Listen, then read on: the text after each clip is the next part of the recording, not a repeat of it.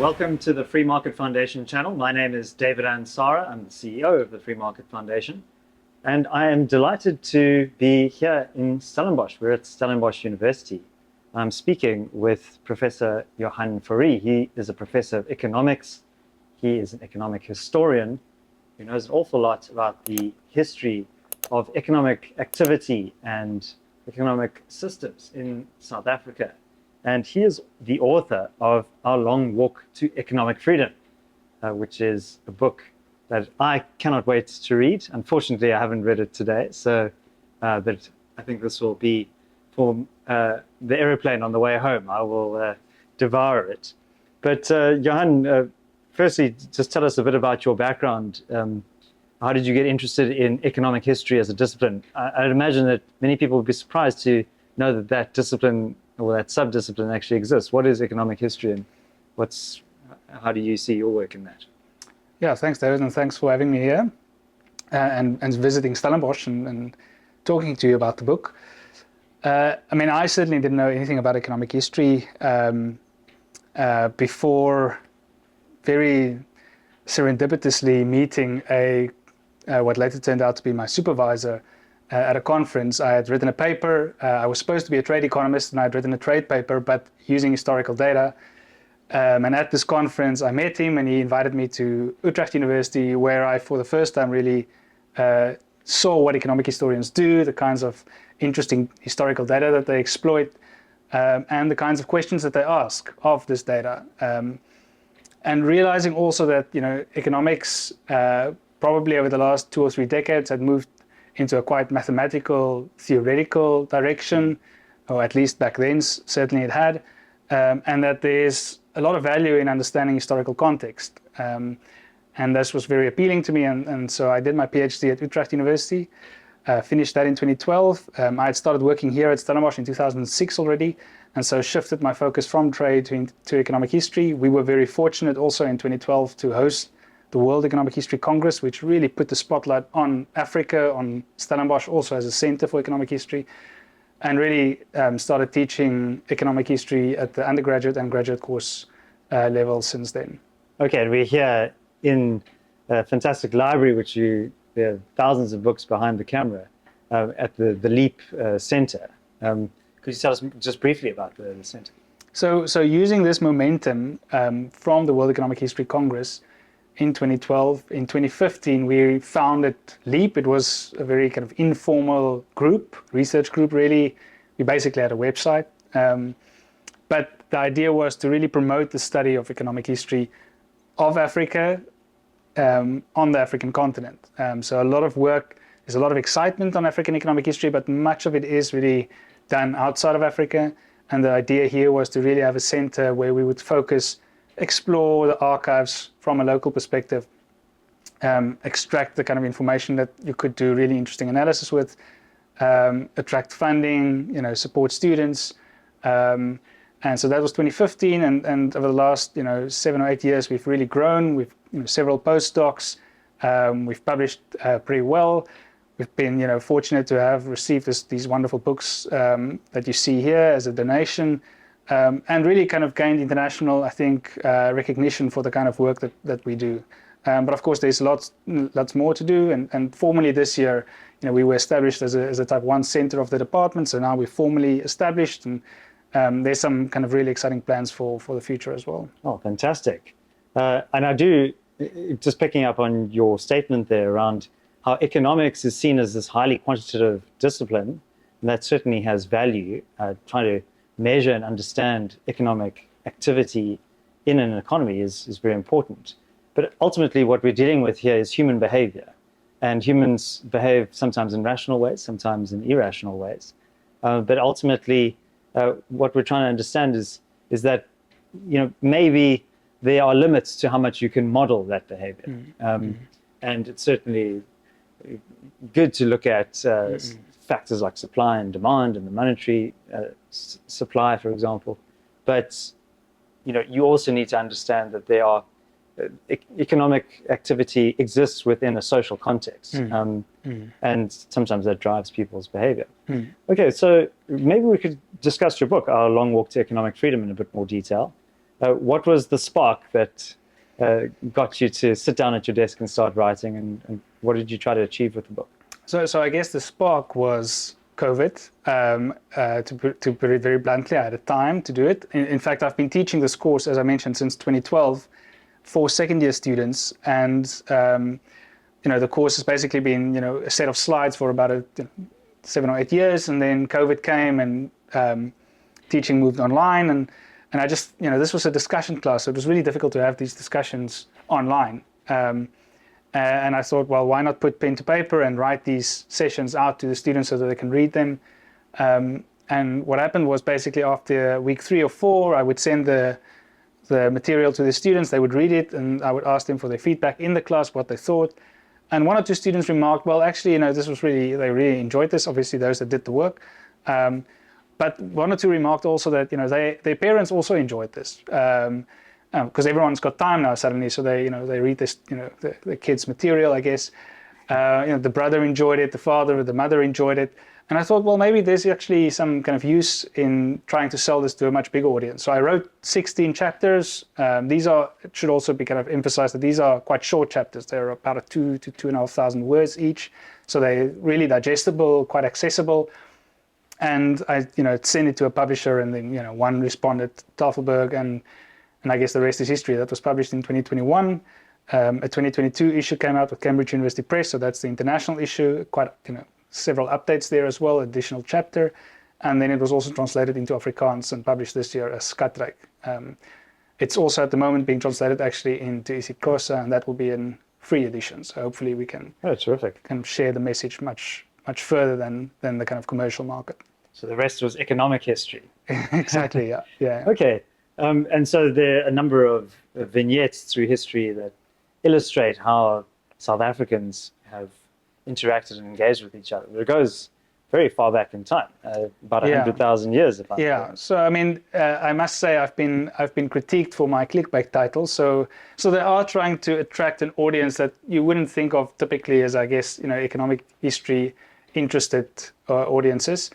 And so it starts with, what happens in Stellenbosch, the Southern Cape coast, about 75,000 years ago, right? And then there's, there are signs of kind of cultural evolution, which in some sense means that humans have already exhibited these patterns that we recognize even today, many, many thousands of years ago. And so biology, in the first session already, is like, biology is not really a very useful indicator for understanding why some people are rich and others poor. So basically that's the purpose of the book, is to understand what causes progress, what causes economic prosperity. And of course we see a world that is quite unequal, where some are fabulously rich and others less so, even though I would argue in the book that they are far more affluent than they were 2 or 3 centuries ago. And so each of these kind of, from 75,000 years ago, each of these different chapters really try and illustrate moments in time. They're not exclusively on South Africa or Africa. So there's, there's a chapter on the Industrial Revolution, of course, which is in England. There's a chapter on America's, industrialization as well. China, Russia, all of these kind of famous cases. Argentina each get a chapter. But ultimately, there are 8 or 9 chapters on South Africa specifically, where we really try and understand not so much only what happened, but why it happened. And I think often when we think of history, we think of political history, we think of political events, the French Revolution. In South Africa, we think of apartheid. But often these things are very much tied to economic events, or economic causes at least. And so that's also what I hope to illustrate here, is that history is not purely a set of facts and events that have happened, but in fact they help us understand why these things happen. Right? That it's not just, if you want to understand apartheid, then just labeling it racism is not very useful, because does that mean that racism only arose in the 20th century? We know that, of course, people were racist before that. They continue to be racist. So why is it that it happened in the mid-20th century? And so that's really what the book is about, is understanding these economic underpinnings of many of the things that we think we know, but we don't really know about. Yeah, and obviously the history of colonialism and the settlement of South Africa by European powers really shaped and altered the trajectory of economic development in South Africa. Yeah. And I'm glad that you do draw on international examples, because I think one of the features of South African public discourse is we tend to suffer from South African exceptionalism, that we're somehow this insulated, isolated country. In many respects, we are quite physically isolated from the rest of the world, but we don't exist in a vacuum. We are interacting with the outside world, and external forces like COVID, what you mentioned, had a big impact on South Africa. So what were some of those big global trends that really kind of shaped the conditions in South Africa? Well, I mean, I think the most obvious you've mentioned, so I can say a lot about the 18th century because I wrote my PhD about it. So there's, one of the interesting things there is just also describing economic history that we didn't really know before, right? So this is really where the quantitative does help. So one of the things that I did was to simply count how affluent South African settlers were in the 18th and early 19th century. And if you read South African history, both the kind of Afrikaner nationalist history and the English liberal history, for various reasons, they kind of point to these, poor, backward, socially backward as well, frontier farmers or Afrikaner farmers. That in fact, if you look at the inventories, or the tax censuses, you find them to be on average pretty affluent. In fact, far more affluent than their, origin countries in the Netherlands and England. And certainly far more affluent than American settlers at the same time. So that kind of changes the perspective. Why is it, right? So then it's understanding why were they so affluent, right? So and then obviously knowing something about Cape Town being, demand for the goods that they produced being very important. And of course, thinking also of the supply side of labor, access to land, these kinds of things. So again, tying kind of all of these things that we think we know something about the history, firstly testing those, and then, refuting often what we think about history, but then trying to understand why it happened.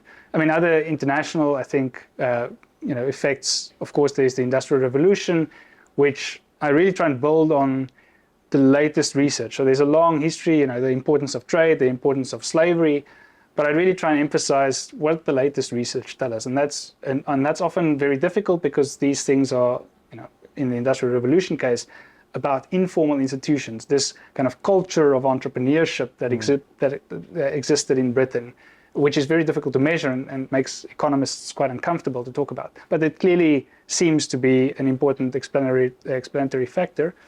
And then I guess, moving to a bit later is, of course, there's these kind of globalized trends, globalization, the first wave of globalization at the end of the 19th century, second wave towards the end of the 20th century, and understanding the role of technology in each of these, and also how that then affects South Africa. Right? Where do we fit in both, again, like how these things cause certain changes in South Africa, but also to some extent how we are similar.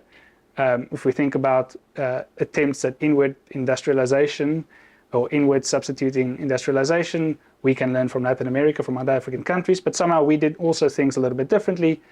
And then there's also the 90s and the 2000s, where we clearly are trying to build kind of an export oriented trade policy. So there again, we learn perhaps more from East Asia. So it's this kind of interlinking between South African history, but kind of attached to an international story. Yeah, and I think if you look at the country that is today, South Africa, I mean, that's twice the size of France. It is a vast place. And, I think there were pockets of development that really triggered longer term development. Maybe we could just spend a bit of time talking about agriculture, first of all. That was something that you mentioned in the 17th, 18th century as a big driver. This was before the big wave of industrialization really kicked off with essentially the founding of diamonds and gold in the north of the country. So maybe let's start with agriculture, and then we can talk about mining. Yeah, I think the story about agriculture is actually, again, based on very recent, that's not even in the book yet, a very recent paper that we wrote where we looked at a colleague of mine here at Agricultural Economics. We looked at wine, different reasons why certain farmers were so successful. What we typically think, again, when we read the history books, you would tend to read, wine farmers in Stellenbosch were pretty successful, and then anywhere else they were, living just above subsistence or something along those lines. But actually, now that we've transcribed these thousands of tax censuses of individuals, at least in these tax censuses, we can actually see that there's massive variation in productivity within Stellenbosch and within the kind of frontier regions. So it's not just the kind of geographic deterministic story that if you live in Stellenbosch, you're lucky, and if you don't, then you're not. There's clearly something else that explains the prosperity of some farmers over others, and trying to understand this, and it's the same is true for wheat. We're going to do one now on brandy as well. So trying to use the data, apply obviously economic theory to that, and then see what is it that determines high levels of productivity, high levels of income, potentially also social mobility, right? So why is it that certain individuals move up the income distribution, others remain there? Is it because they are geographically mobile? Is it because they are networked to the right other individuals?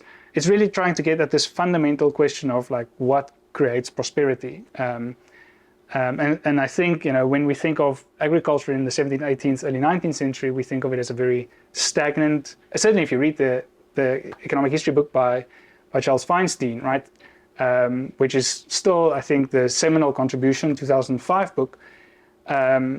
I think the book is about 250 pages.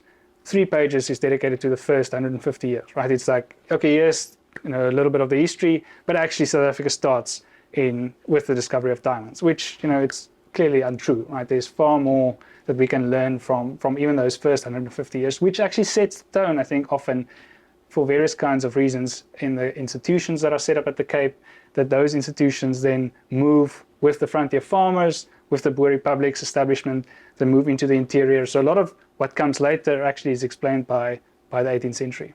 Yeah, and I think when you have a fairly crude, simplistic view of history, you imagine the Dutch East India Company coming in and essentially dictating. But there were the free burghers. There was a lot of rebellion against the central authorities in the from the hinterland to the metropolitan centers. There's also changes of power as well. Yeah. Interesting that comment that you made about wine. As I was driving here, I was driving past wine farms that I recognize now. I consumed their products back in Johannesburg, and I saw one wine farm and I thought, oh, that's an excellent wine. And then just across the road, there was another wine farm, and I thought, oh, that's not such a good wine. Yeah. And then that made me think, well, these are pretty much in exactly the same spot. So the weather conditions can't vary very much at all. So what accounts for that difference in quality? It's innovation. It's the ability to perfect your product. And also responding to market dynamics as well. Yeah, exactly. So any entrepreneur that listens would know that these are the things that matter. Even it might be that you've got a very sophisticated taste, but I think often it's even just marketing, right? That you market to a very specific market segment, and so all of these things, this is why it's really difficult to be an entrepreneur, because all of these things matter. And I think the one thing I would say about agriculture back then versus agriculture now is that back then, to become wealthy and therefore also with influence, political influence, you started really in being a very prosperous winemaker. So you built up this business as a winemaker, and then you you sold it off to the company, and then you had these kind of interactions with the company officials and build your kind of political capital that way. Today, I think it's the kind of opposite almost. Like you make your money somewhere else, right, in the financial industry in Joburg, and then you migrate down when you retire and you buy a wine farm. And the classic joke is, of course, to make R1 million in winemaking, you need to spend 2 million, right? And I think that's very true for today. So even though we drive through these wine farms and the vineyards, and they look incredibly impressive, I would certainly not recommend a student to kind of go into winemaking as a way to become incredibly rich. I think it's a very, very tough industry these days. Yeah. All right. And then late 19th century, the mining sector really kicked off, and that was a very rapid rise. I'm from Johannesburg, and 150 years ago, Johannesburg didn't exist, which is quite unusual for most global cities. Most global cities are situated on a river. So Johannesburg's quite an aberration. And there was settlement just north of there in Pretoria for a long time preceding. But this really changed the dynamics in South Africa's economy. How did that happen? Yeah, I think, I mean, there's much to say about this. There's also, of course, many scholars to acknowledge that's worked on this. So certainly not, these are not necessarily my ideas. But certainly by, by the 1860s, 1870s, when diamonds is discovered, you see this mass migration. So that's the first thing, right? It's demographic change in the interior, right? The fact that there are now thousands of people, and these are immigrants. They are, back then this was, of course, also a Boer republic. So immigrants from both the Cape, but also from Europe, but also actually many African migrants from within South Africa today, South Africa's territories, but also beyond the territories. So it's just enormous increase in the number of people, and then also, of course, given the racially separate way in which, well, not separate, but kind of racial bias in favor of white voters, right? So what they were, even though there was a non-racial franchise in the Cape Colony, whites were by far the largest number. That was enshrined in the 1851... 54, I think, Constitution. So, they were clearly already by that stage, by the 1870s, you could see kind of inequalities within who could claim plots of land, who could work, where they could live, all of these kind of things. So you see the kind of emergence of South Africa's segregation already at that stage. And of course, Joburg is just like, an extreme version of what happens on the diamond mines.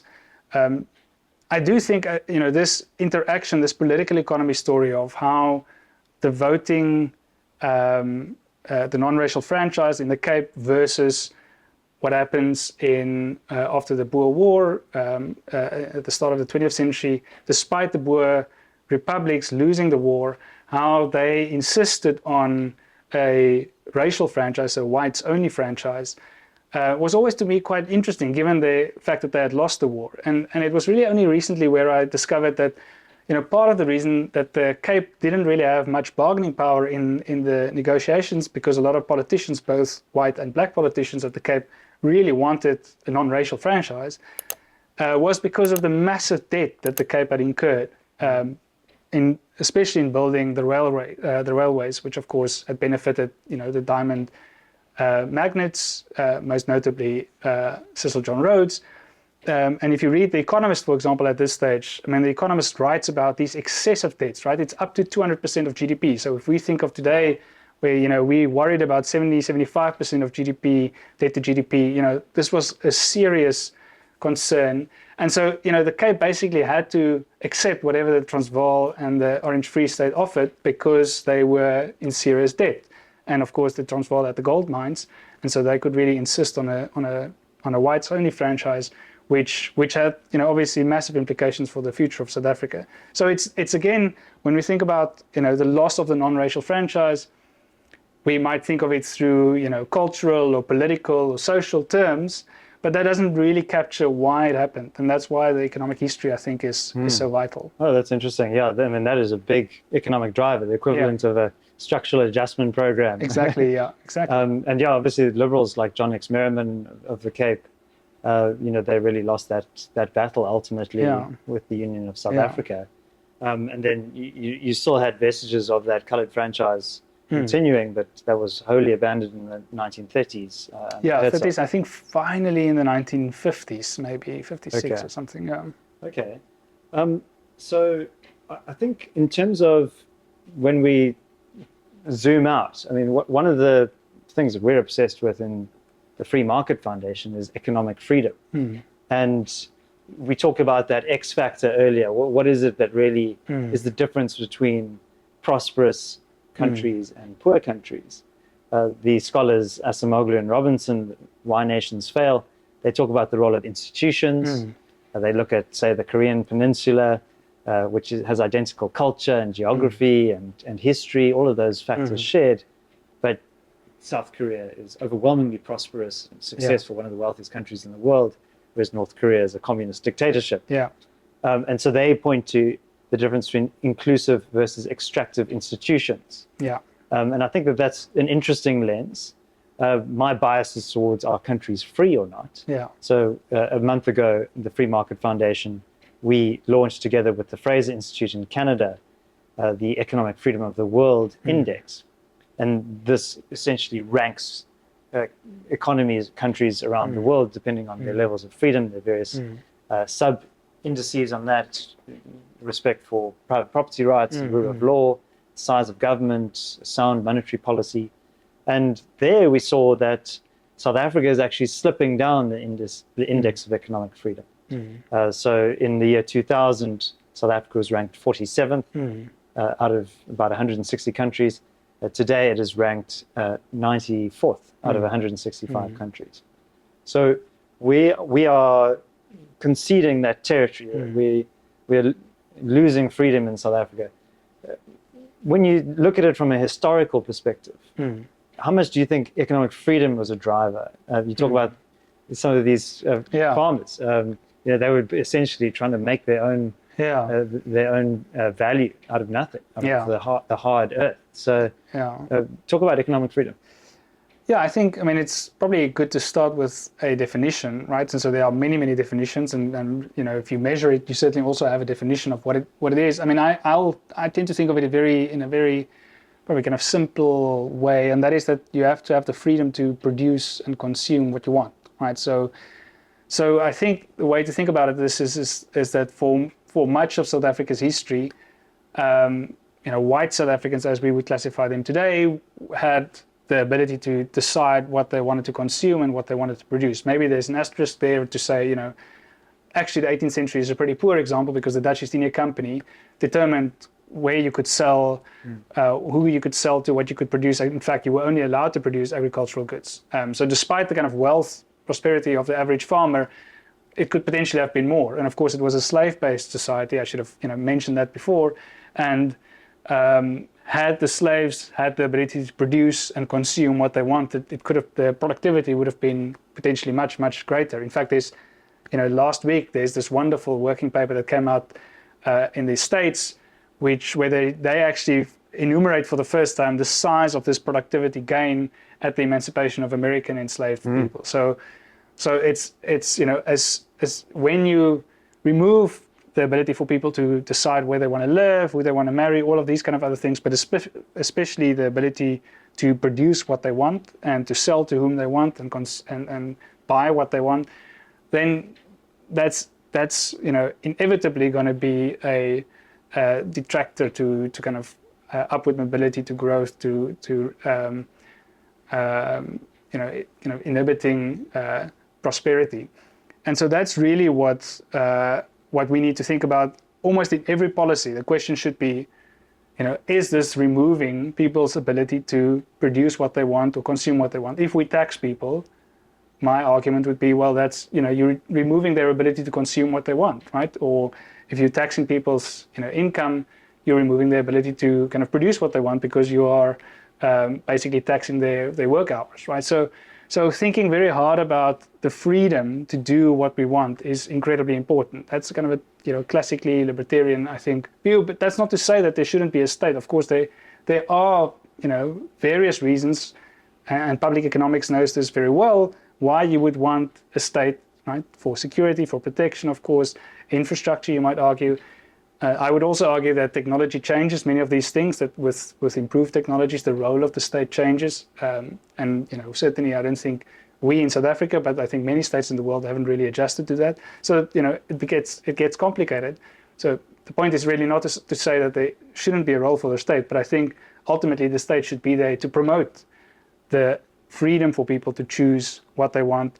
Of course, it should also be said that big businesses are often very keen on limiting people's ability to produce and consume what they want. So if you're a big business, you want to be a monopolist, and you want to remove other potential competitors' ability to produce, right? So, and that's often where you find big business in cahoots with government, because they lobby government for certain regulations that protect them from competitors in the market. So I think the kind of classic position would be to simply say, a very easy way of thinking about any policy, historically, we've been pretty bad at this, certainly in terms of, for certain race groups in South Africa. And by the 1990s, 2000s, as you've mentioned, we really had done a good job, I think, of opening up economic freedoms to as many people as possible. And the sad reality, as you've kind of mentioned, as your numbers show, is that I think we've over the last 2 decades, unfortunately, moved away from those freedoms. Right? We've again instituted certain taxes. We have certain, an abundance of regulations that prevent who can employ whom and work where and whatever, which just is ultimately removal of economic freedom. Yeah, and you can also think of freedom as an absence of coercion, and whether it's the state that is coercing or others in a kind of horizontal way. Yeah. You want to remove those impediments. Yeah. I think what underpins this idea is that people will inherently try to better their circumstances. Yeah. Maybe not everybody, Yeah. not everyone's capable of that, but through voluntary free exchange, people exchange value with one another and create goods and services that others want. And I think a lot of people's instincts are to say, well, there needs to be some central driver of this that needs to coordinate the Dutch East India Company type model. But actually, if you just let people be free, then they create prosperity for themselves. Yeah, and I mean, I think some of these areas are quite complicated, right? So it seems to be true that you have to compel people to wear a seatbelt because otherwise they won't, right? And this is in their own interest, right? Or a helmet on a motorcycle. It's in the interest of the individual. It's also in the interest of society because some accident has negative externalities for the rest of us as well. So there should be some form of paternalism, right? That the government does or should provide some guidelines or rules as to how we should act. But exactly where this line should be drawn is incredibly difficult to determine, and it's ultimately the public's decision where exactly, to what extent the government should intervene. I mean, sadly, in South Africa's case, it's not only that these rules exist, it's that they're also badly implemented over the last 2. So the state capacity to actually regulate has deteriorated over the last 2 decades. Not only regulate, but obviously, we know what has happened with state infrastructure and capacity to generate electricity, capacity to run harbors and all of these things. So it's not, again, to say that there shouldn't be regulation, there shouldn't be a government. Of course there should be, but it's really thinking very hard about where we want to create the space for individuals to make their own decisions versus allowing the state to play some paternalistic role. And and again, thinking about who that state is, who is actually the person who makes those decisions, which bureaucrat somewhere decides, what should be done. And this applies to all kinds of labor policy, competition policy, trade policy, industrial policy. I recently wrote about industrial policy, and it's just fascinating to see what the latest research shows that we could use industrial policy in a very positive way, in the sense of encouraging exports, but somehow in South Africa we think of beneficiation, we think of black economic empowerment when we think of industrial policy, which seems to be exactly the opposite of what the research suggests. So yeah, I should probably stop there. Yeah, so I mean, I think when you think of this idea of paternalism, who decides ultimately is the question, and that needs to be consensual. So if you are delegating a power or a responsibility to somebody, that is not, that state official doesn't have a right to rule over you. That is by consent. I think that should be the determining factor there. Yeah. I think one of the roles for the state, which is very important, is upholding and enforcing private property rights, because invariably disputes do arise between citizens, and you need to be able to prove your ownership, because that enables you to invest in productive economic activity, enables you to secure your property against external aggressors. And we as the Free Market Foundation, the reason we're actually in Stellenbosch this week is to celebrate the Kai Lam project, which is an initiative where we assist disadvantaged South Africans to formalize their ownership of the properties that they've often lived in for generations.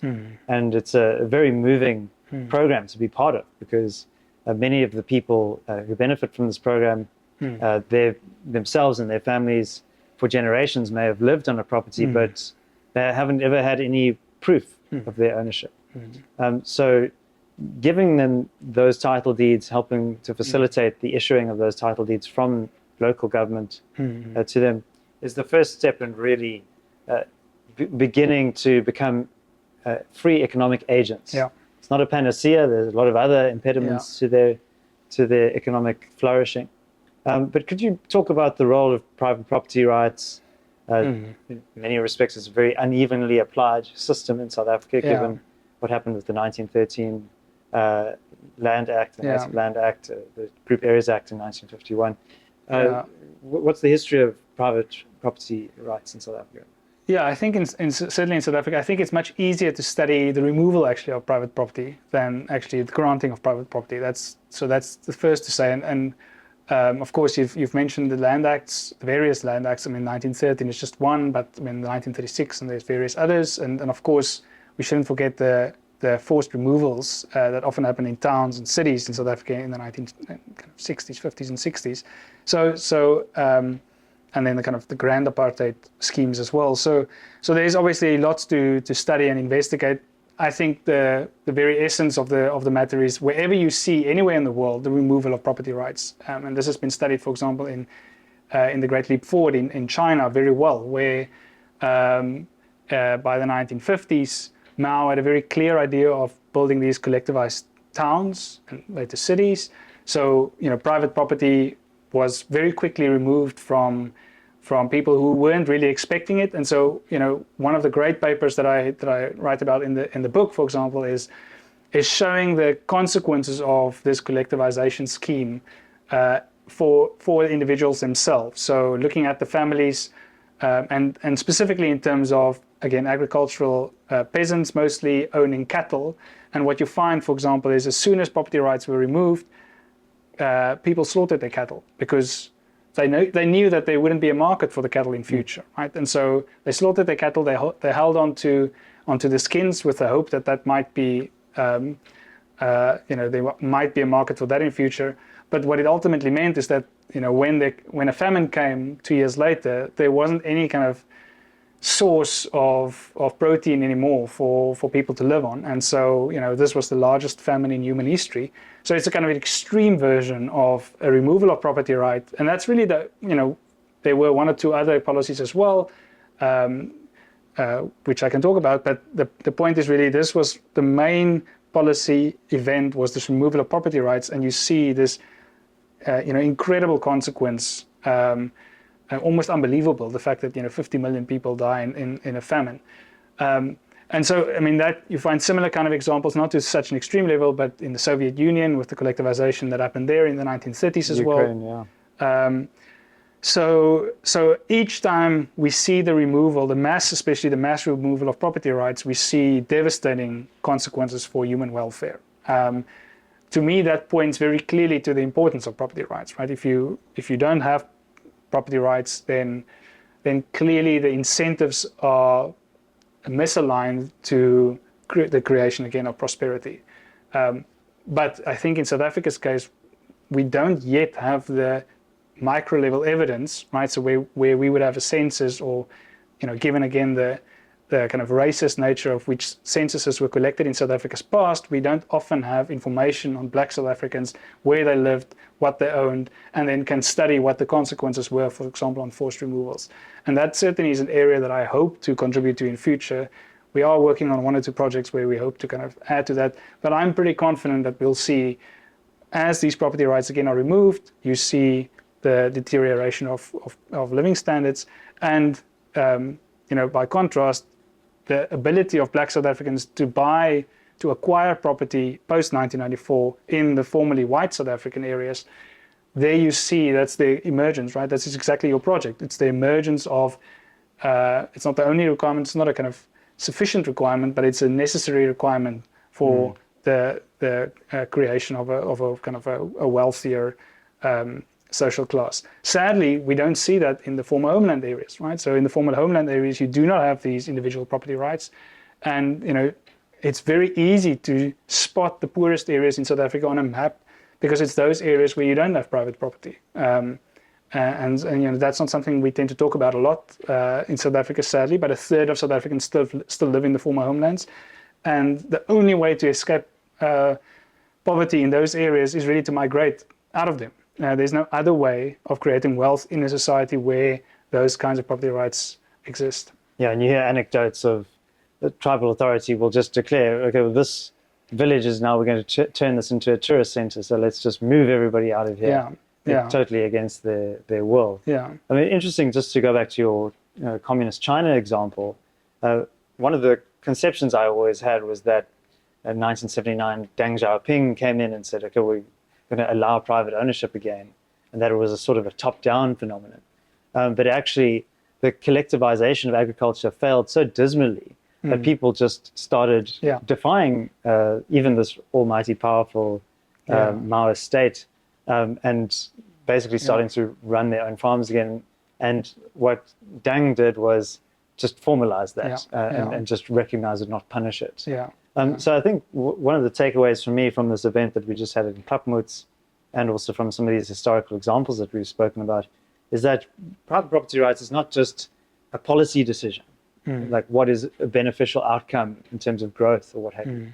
It's really, it's a fundamental human right, and it's an extension of your rights as a person. And there's a very strong link between private property ownership and civil liberties as well. I mean, you mentioned the Cape Colony, the criteria for participation in civic life, there was private property ownership. So there's that long history. So your book is titled Our Long Walk to Economic Freedom. So does that mean that we have arrived at economic freedom? Is economic freedom an endpoint, or are we still on this long road? I think most South Africans at the moment would certainly say that we're not there yet, and I think they are correct. Of course, there's certainly scope. We still see high levels of poverty, which worries me, and which certainly has increased over the last decade or so. I tend to think that South Africans focused quite on the recent past, and if we just think a bit about the 1990s, early 2000s, the immense progress we did make as a society, right? And that's, again, a consequence of economic growth. We had, in 2005, 2006, we had 4-5% economic growth, which also meant that poverty reduced. I quote the study, by some UCT economists that show that the multi-dimensional index of poverty declined from 38% to 8% in just, from 1993 to 2010. So massive improvements in alleviating poverty. But then we kind of, took a wrong turn in 2009, kind of more populist regime that came into the ANC, of course, and a shift in focusing on the role of the state. It was called the developmental state. And, then we also know what happened to then state capture and all of those kind of consequences. So, but I do want to emphasize that we have been able before to overcome similar challenges that we have today, right? So, if you compare today, 2023 with 1993, almost on all dimensions, 1993 was worse than 2023. So it's not impossible that we can again overcome that. Obviously, we're not where we want to be, but certainly I think there's hope. I also want to add that I think it's very important for me to write this book to second-year students who, my second-year students of this year was, I think, born in 2006, 2007, right? So they don't remember the 2010 World Cup. They don't remember South Africa of positive economic growth, right? So it's important to tell them that they are actually pretty recent lessons in our past. And then, of course, also the long-term span. It's like, if you go and ask your grandparents or great-grandparents about the lives that they had, they were relatively short on average because of high infant mortality. They were often had very few, products that they could. Typical example is you had like basically one choice of toothpaste in the shops, right? That was it. And today you can walk into a shop and think of breakfast cereals or think of toothpastes or these kind of things, a multitude. So, I mean, you've got access to the internet on your phone, which is incredible, right? So that the actual experience today is vastly different than we have as humans than 2 or 3 generations ago. And it's difficult to hear because you believe, kids believe, I say kids, I mean, they 15, 20 years younger than I am now, but they believe that things are terrible right? And in fact, it's perhaps useful to think of a long arc of history and realize that actually they're not that terrible, and these problems that we face are not unsolvable. There are ways to do it. Of course, that doesn't mean that we should just be inactive and not do anything about it, but certainly there are ways to solve these issues. Yeah, and I think people tend to extrapolate from today into the future. Yeah. And that denies your human agency to choose a different path. Yeah. And yeah, I think understanding history is a very important way of determining what decisions actually produce good outcomes. And I mentioned South Korea earlier. In the early 1950s, South Korea's GDP and Ghana's GDP were the same. Exactly, yeah. And they took very divergent paths. Yeah. And I often say that there is no such point of no return. Yeah. If you look at the former Soviet Union countries, some of these countries are the most high growth countries today, Poland, Estonia. Then Southeast Asia has also recorded over the last several decades phenomenal growth. And so I think there's some very important lessons that we can take from history in order to determine what decisions to make in the future. I mean, you've mentioned the South Korea example, so I have to mention this as well. So in the book, I mentioned this as well, but we use a different measure of prosperity, and that is looking at heights, so human heights, so anthropology, basically, anthropological estimates. And basically, South and North Koreans, the same genetic pool, they were of the same height in the 1950s. Today, South Koreans are 6 centimeters taller than South Koreans, 6 centimeters taller than North Koreans. So clearly, levels of income, sure, is one measure, but kind of heights is a wonderful way of showing improved living standards over 6 decades. Yeah, and when I went to visit the Joint Security Area, which is on the DMZ in the border between South and North Korea, the North Korean soldiers, they always pick the tallest soldiers to stand at the border guard in defiance of this this trend that you spoke about. All right, so I think just as a passing shot, I'd like to just discuss this idea of inequality, because often free market proponents are criticized for ignoring inequality. And personally, I think that inequality is an inescapable feature of human life. And I would say, if you are successful, you should be rewarded for that. But my view is that you need to understand the causes of inequality. If the inequality is caused by like those large companies blocking competitors, or the state giving you some preferential advantage because of the color of your skin, then that is lamentable. But inequality in and of itself is not necessarily a bad thing. What are your thoughts?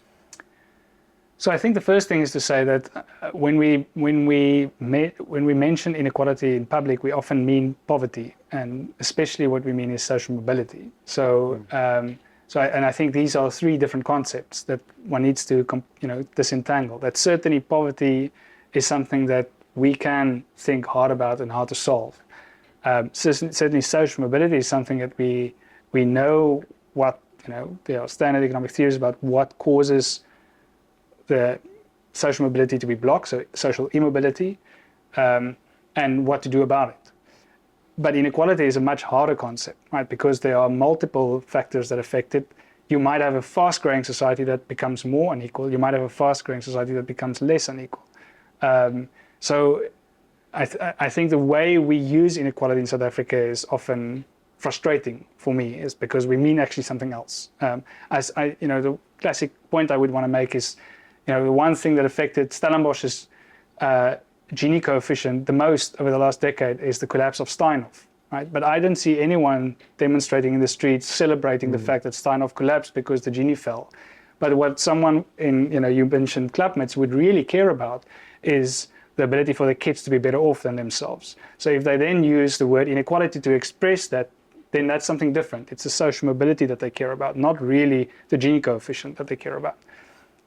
Having said that, of course, I think there are ethical and moral reasons to think very hard about lifting the poorest of society to above subsistence levels, right? And as far as possible, and that might mean that the state must intervene, that there is some support for, in the form of grants or whatever, to at least prevent hunger and famine and starvation and these kind of things. But to think that you could, through government policy, reduce a Gini coefficient without hurting, say, the potential for poverty to be alleviated or for especially upward social mobility of the poorest, I think that is incorrect. I think that's simply wrong, that any policy where you really try and punish the creators of wealth, right, entrepreneurs, those are typically the ones that end up at the top of the income distribution, that will have devastating consequences for the economy. So yes, in some sense I agree that the focus shouldn't be on inequality. I think it really depends on what we mean when we say inequality. If we mean poverty alleviation or social mobility, we should say that. And there are very specific tools that we can use to address that. And then we need to think about, okay, what do we then do to help those at the bottom of the distribution move up? Ultimately, that would mean a lower Gini coefficient, but I don't think it means punishing the richest, simply because I think that will have, the consequences of that will be terrible for those at the bottom of the distribution as well. And Johan, what is your next book? Are you already working on it? No, there's no immediate next book. We, as a LEAP team, we just recently published a book on quantitative history, where we really kind of delve into historical archival sources and try and extract as much lessons from history as possible from those. But I guess the Xhosa edition would be the next one that's out and hopefully available for free. Okay, excellent. Well, the book is A Long Walk to Economic Freedom. I cannot wait to read it. You can get it in all leading bookstores or online, I'm sure. But I just wanted to thank you very much, Johan, for sharing your insights into South African economic history with us today at the Free Market Foundation. Thank you very much, David. Cheers. Cheers.